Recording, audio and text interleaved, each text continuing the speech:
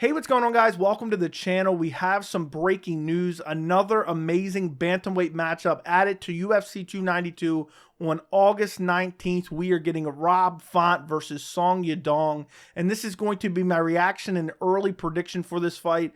And I absolutely love this matchup, and UFC 292 looks incredible. And I know this fight's been rumored for a while. It's been rumored for the past couple of weeks, maybe even a month, but now it's official from the UFC, which doesn't mean much nowadays. Who knows if they actually sign the contracts, but let's operate under the assumption both Rob Font and Song Yadong have actually signed bout agreements or at least verbally agreed to fight.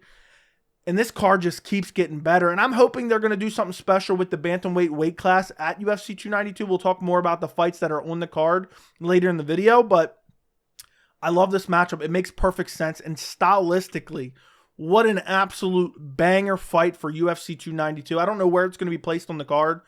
It's going to be on the main card, I'm sure of that. But what a matchup. I mean, Rob Font coming off that win at UFC 287 back in April over Adrian Yanez. Everyone was counting Rob Font out. Not me, because I picked Rob Font, but everyone was counting Rob Font out. He's the veteran. He's been around for a while. He's been in the top 10 for a while. He's lost 2 fights. He's starting to slip. He's starting to regress. He's falling off a cliff. And then you have this surging contender in Adrian Yanez. A lot of people thought Yanez was going to go out there and take Rob Font out. And he had some moments, but Rob Font slept him in the first round with a brutal TKO finish early in the first round. I think it was midway through the first round, for being fair. But, I mean, Rob Font looked like an absolute killer in that fight. Looked incredible in that fight. I know he lost to Marlon Vera, and he got hurt so badly in that fight, and, you know, he took a lot of damage. That was a 25-minute main event. Rob Font probably won 23 minutes of that fight, but he just kept getting hurt by Marlon Vera. He got sweet chin music at one point in that fight. The fight before that, he lost to Jose Aldo. Jose Aldo was still the elite of the elite at that point in time. That's December of 2021. So those 2 losses, I mean, I don't want to say they're meaningless, because they do mean something, because especially Marlon Vera is still in the division. Marlon Vera beat him. But I'm just saying, if you really put those in context, losing to Jose Aldo a couple years ago isn't that bad. It wouldn't even be bad nowadays, but he is retired. And then losing to Marlon Vera, he won a lot of that fight. He just kept getting clipped and hurt towards the end of rounds. So that's why he lost the fight. So, and then he went out against Adrian Yanez when everyone was doubting him. Everyone was doubting him outside of me, who picked him. And he stopped him in the first round on a big card at UFC 287. And then you have Song Yadong, who's coming off a big win over Ricky Simone in his last fight. Went out there and TKO'd him in the 5th round. How often do you see that? Looked incredible in that fight. And then his last loss was the fight before that against Corey Sandhagen, where it got stopped because of a cut, because he ate like a standing elbow and got cut. But he was looking very good in that fight. He was going to lose on the scorecards most likely anyway, but he was looking very good against the elite of the elite in Corey Sandhagen. And before that, KO'd Marlon Moraes. I know that doesn't look good now, but at the time it was a decent win. Before that, KO'd Julio Arce, and then you're starting to get back into mid-2021. But either way, I mean, won 4 out of his last 5. Never looked bad in any of those fights. Is still so young, which is just incredible to me that he's 25 years old. How is Song Yadong only 25 years old and he's fighting at this level? He's an incredible fighter. He's still getting better. He's so young. And is this going to be one of those fights where the young eats the old? Because Song Yadong's 25, Rob Font is 35, so a 10-year youth advantage for Song Yadong. I think this is an incredible matchup. I think it's very meaningful for the division. I know the division's kind of stacked, but we might this division may become wide open soon enough, because if Aljamain Sterling beats Sean O'Malley, that puts Sean O'Malley out of the picture. And then if Aljamain Sterling vacates the belt and moves up a weight class, the division becomes for anybody's for the taking, honestly, at that point. I know you still have a lot of fighters in the mix. You got Merab, and you got Henry Cejudo looking for a title shot, and you got other guys attempting to become contenders like Corey Sandhagen, Umar Nurmagomedov. And I know there's a lot of guys in this division. This is the most stacked and most skilled division in the UFC, in my opinion. But if Aljo beats O'Malley and then moves up, this division becomes wide open. So this is a very meaningful fight. Rob Font's ranked at number 7. Song Yadong's ranked at number 8. Makes sense in terms of the rankings. And boy, is this a stylistically fan-friendly fight. Rob Font likes to strike. He doesn't have the craziest power, even though he knocked out Adrian Yanez in his last fight. Doesn't have the craziest power, has a great jab. Then you have Song Yadong, who's so fast, so powerful, the KO power of Song Yadong, he has 20 wins, 9 by KO, but it just seems like I mean, in his last 3 wins, all have won by KO. And to go out there and TKO Ricky Simón in the 5th round, incredible performance there. So this matchup I am really looking forward to, and it's on a stacked card. UFC 292 is looking incredible. And what I love about it is you have a lot of bantamweight fights on this card.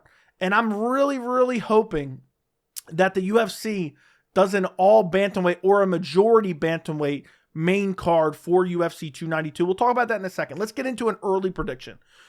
Honestly, when I look at this fight without watching any tape, I've seen all their fights, obviously, but without watching any tape, early prediction, I have to go Song Yadong. Song Yadong is so fast. He's so powerful. And Rob Font, I mean, he just gets clipped a lot. He doesn't mix in a lot with the wrestling. He doesn't really have like crazy offensive wrestling. And even if he did, he's not going to be able to out-wrestle Song Yadong. If Ricky Simón couldn't out-grapple him, I don't think Rob Font's going to be able to out-grapple him. And Song is just getting better every single fight. Song Yadong is one of these fighters that reminds me in a weird way, just from my thought process, of Charles Oliveira years ago. Because what I see in Song Yadong is a very young fighter who's very skilled already. And every single time out, he's looking like he's improved. Fight over fight, even if they're 3 months apart, he looks like he's improved fight over fight. And I used to feel that same way about Charles Oliveira. He eventually went on to become champion. And look how good he is now. Look at it. He just got a big win over Beneil Dariush. I'm not saying their skills are compared, but Song Yadong kind of gives me that vibe as a future bantamweight champion. And I just don't think Rob Font, even though he's got excellent striking, and I think he may very well be able to go out there and outstrike Song Yadong on overall numbers and pumping the jab and landing some combinations and ripping to the body. I just think Song Yadong will have those big moments and clip Rob Font and hurt him badly and win around that way. It'll be similar. I don't want to say it's going to be exactly like the Marlon Vera fight because I think Song Yadong has more power, honestly. And I also think he's much faster than Marlon Vera. But I just see Song Yadong having those moments. I think Rob Font's getting older. He's slowing down. It's now or never for him. He has to make a title run right now. 35 years old in the bantamweight division. You can get away with being 35 years old at light heavyweight or heavyweight. But at bantamweight at 135 pounds, when you got just absolute savages making their way up the ranks, it's now or never for Rob Font. I think he's slowing down. He doesn't have the power. He doesn't have the offensive wrestling. Song Yadong's getting better fight over fight. And I just think Song Yadong has a speed advantage, has a power advantage. I mean, amazing defensive grappling from Song Yadong. I think it's going to be a fun fight. I think Rob Font is going to land. But I just don't think Rob Font has the power to get Song Yadong out of there. And I don't think he's the elite level striker that someone like Corey Sandhagen is. And even Corey Sandhagen mixed in the clinch in their fight. So I don't think Rob Font's going to be able to go out there and beat Song Yadong. But I'm not completely counting him out. But for my early prediction, I have to go Song Yadong. I'll probably go Song Yadong by finish, honestly. TKO, KO. Just because Rob Font has taken a lot of damage. I mean, he was even eating a lot of shots against Adrian Yanez in his last fight before he got the KO. So I think Song Yadong is one of the more powerful fighters in the bantamweight division, and I think he probably gets it done via TKO, KO. I'll probably say Song Yadong 3rd round TKO for an early prediction. But as we get closer to this fight, which honestly it's not that far away, it's 2 months away, I'll do a full breakdown and prediction. So make sure you subscribe to the channel. Make sure you turn on notifications. Now also, UFC 292 is looking so good. These next couple pay-per-views, guys, are looking incredible. UFC 290 stacked. UFC 291 stacked. UFC 292 now stacked. The only problem I have is that ugly fight night card in July where you have Holly Holm versus Mayra Bueno Silva. Ew! But looking at UFC 292 right now, as it stands right now, and I have no idea what the bout order is going to be. You have Aljamain Sterling versus Sean O'Malley for the bantamweight title as the main event. We know that. Co-main event is Wei Li Zhang versus Amanda Lemos for the women's strawweight title. We know that. Now, after that, I'm not sure of the bout order, but you have Rob Font versus Song Yadong now on the card. You also have Geoff Neal versus Ian Machado Garry. Incredible fight. You have Henry Cejudo versus Marlon Vera if Henry Cejudo is indeed still fighting. I made a video reaction about this fight. I'll link that video down in the description if you want to go check it out. But Henry Cejudo then came out afterwards and says, "Oh, I'm still banged up. I may not be able to fight on UFC 292, but I think it will happen." He deleted the video, so I'm assuming he's like, okay, I'm going to get in there and I'm going to be a backup in case somebody falls out of the main event. Then you also have Cody Garbrandt versus Mario Batista. You got Gerald Meerschaert versus Andre Petroski. You got Chris Weidman versus Brad Tavares. And I know somebody laughed when I mentioned that fight. The return of Chris Weidman is very interesting. Former middleweight champion coming back from a leg break. Interesting story.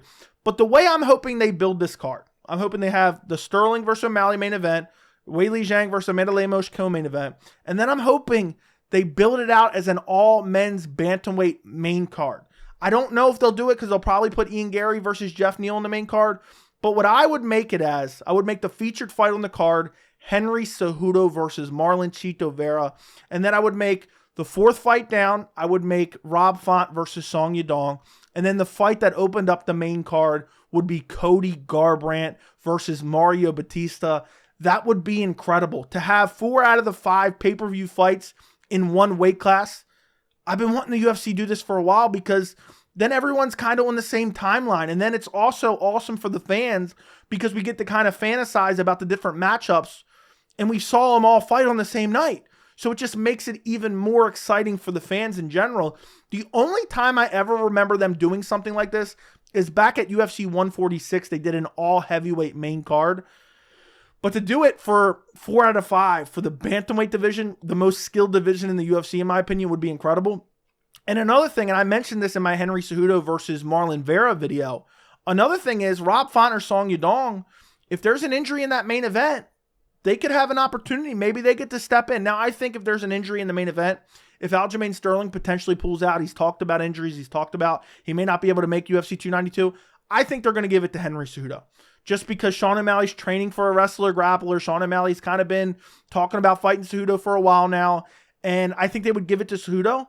But who knows? Who knows what's liable to go on, especially after Cejudo came out and said, oh, I'm injured, I don't want to fight. Could have pissed off the UFC. Next thing you know, Aljamain Sterling could pull out of this fight card and the UFC could say, okay, we're going to give Song Yadong a title shot. I don't think they're going to let Sean O'Malley fight Song Yadong because I don't think that's a great matchup for him. But it's possible. It's possible someone on this card could get an opportunity. You never know also. Sean O'Malley could fall out. And then maybe they don't want to do the Henry Cejudo rematch. So maybe they're like, okay, well, we're not going to do the Henry Cejudo rematch. The Marlon Vera fight doesn't make sense because he just lost and got dominated by Corey Sandhagen. So let's give it to Song Yadong. That makes the most sense. So if Sean O'Malley was to get injured, you could see Aljamain Sterling versus Song Yadong. So this card is very interesting. I hope nobody pulls out. I hope there's no injuries. But I mean, somebody on this card could get a massive opportunity. Next thing you know, you could get missed weights and injuries, and next thing you know, the whole card shuffled around. We could see the whole card. Everyone gets a different opponent, like UFC 279 with Khamzat Chimaev debacle. I hope that doesn't happen. But either way, what I'm saying is, if you're a bantamweight on this card, you better be ready to potentially step into that main event spot if Sean O'Malley or Aljamain Sterling pulls out. Now, I don't think either one of these guys is going to pull out, but you never know. If Sean O'Malley pulls out, I think they're going to want to put a replacement in there. Because at the end of the day, if Sean O'Malley were to pull out, I don't think they're going to reschedule the fight. I think what they would do is they would just throw somebody in there. I think it would probably be Song Yadong, to be honest. And hope that Song Yadong were to beat Aljamain Sterling. Because Song Yadong, even though he's an incredible fighter, I think he's a much more manageable fight for Sean O'Malley. And then it would just give Sean O'Malley the next title fight. So it's going to be an interesting fight card. I'm really looking forward to UFC 292, August 19th. In Boston. Hopefully somebody gets a Boston Crab on the card. I would love to see a Boston Crab in Boston. That would bring tears to my eyes. So I'm really looking forward to this fight card. Let me know what you guys think. Who are you picking in this matchup? I'm going Song Yadong by stoppage. Don't forget to like the video. Don't forget to subscribe. And thank you so much for watching.